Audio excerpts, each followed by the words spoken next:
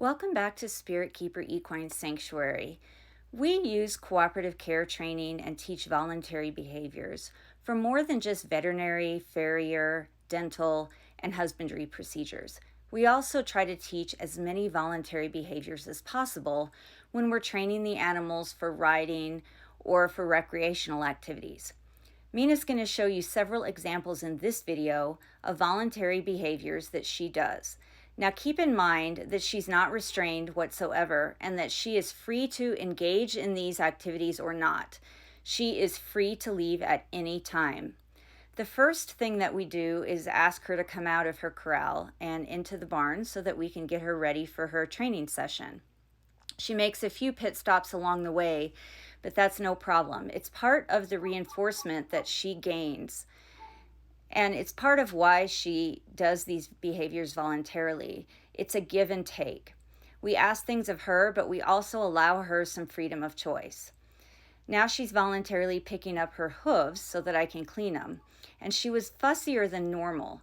And it took me all the way until her second hoof to realize why she was being so fussy and not standing as well as she normally does. And that's because I normally fly spray her first. And she was covered in flies and they were really irritating her.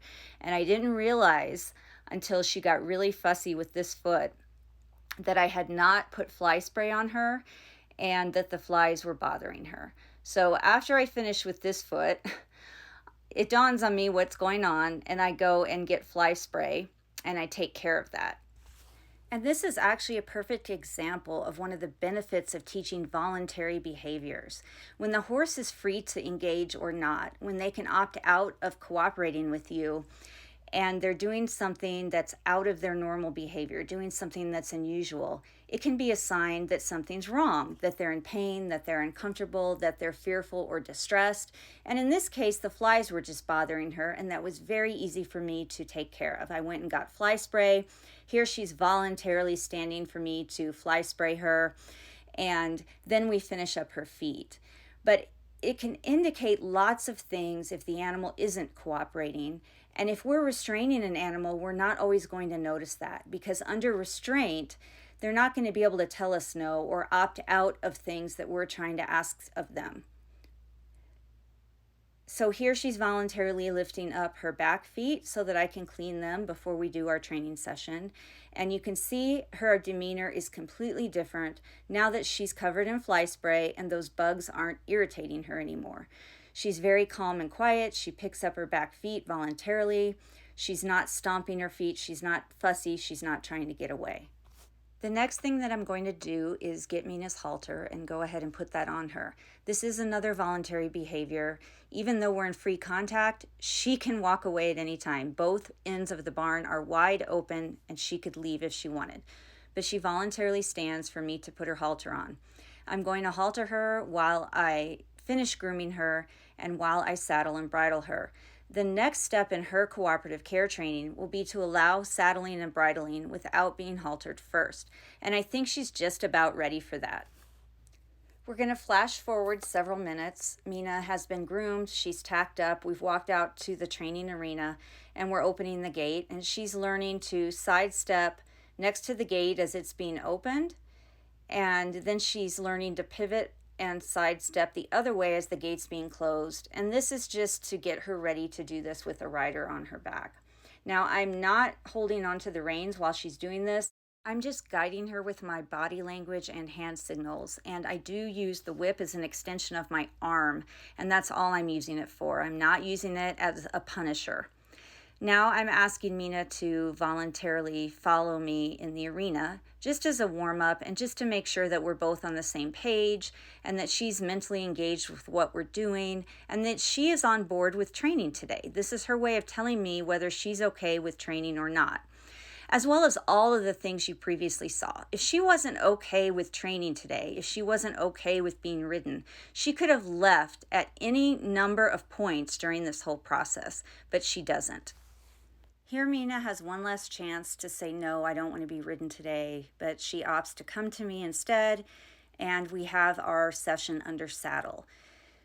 Now we've finished that, I've untacked her, meaning I've taken her saddle and bridle off, and I've left her in the arena for a few minutes so she can run, she can roll, she can just relax before I put her away in her corral.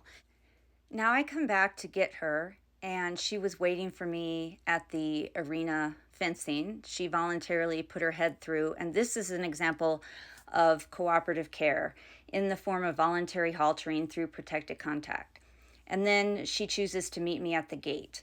And then I just ask her to open the gate, and she pushes the gate open and comes on through.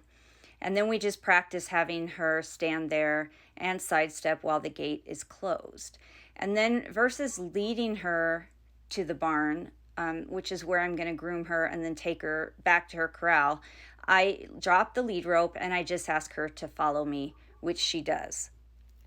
Remember that at any time, even during this last part of the session, Mina could have left. She didn't have to come over to the arena panel and volunteer to be haltered. She didn't have to meet me at the gate, and she didn't have to follow me after she was out of the gate. She could have left and gone her own way at any time. This is that same behavior on a different day. So she's done this 2 or 3 times now, and it didn't take her very long to learn it, and it's working really well for her and for me. The next clip is just going to be a short few seconds of us riding together. And this is, of course, after she's consented to that. I like to teach cooperative care behaviors and allow the animals to voluntarily choose to participate in their own training whenever possible. It tells me a lot about where their mind is, and it gives them the opportunity to consent to what's happening with them or not. It also gives the animals an opportunity to earn reinforcement. As you saw in the video, Mina had many opportunities to earn a paycheck for her working with me, and that was in the form of Winnie's cookies.